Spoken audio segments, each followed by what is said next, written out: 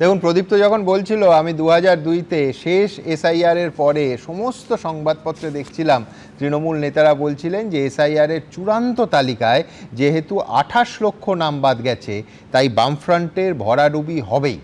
অথচ কার্যক্ষেত্রে তারপরে 2004 সালে লোকসভা ভোটে বামফ্রন্ট পায় 35টা আসন আর 2006-এ সেই 235টা আসনের রেকর্ড।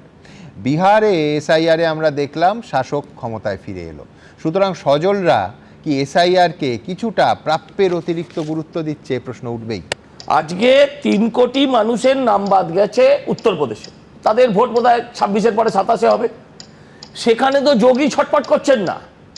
আপনি যেমন দেখালেন শুভেন্দু বাবু 1956, এই শব্দটা শুনলে এবার লাফিয়ে ওঠে, সেখানে প্রায় 10,000-এর ওপর নাম বাদ গেছে। একদম।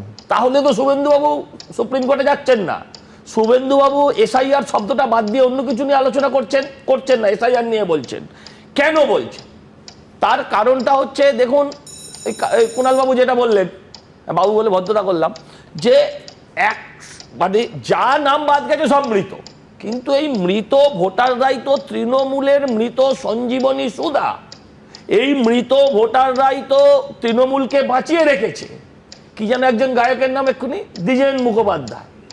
তো তারাই তো এসে নির্বাচনে ভোট দিয়ে যান, প্রত্যেকবার প্ল্যানচেট করে তাদের নির্বাচনের আগে নামায়। এখন নির্বাচন কমিশন তাদের তর্পণ করে পিণ্ডদান করে দিচ্ছে, অফিসিয়ালি আর নামতে পারবে না।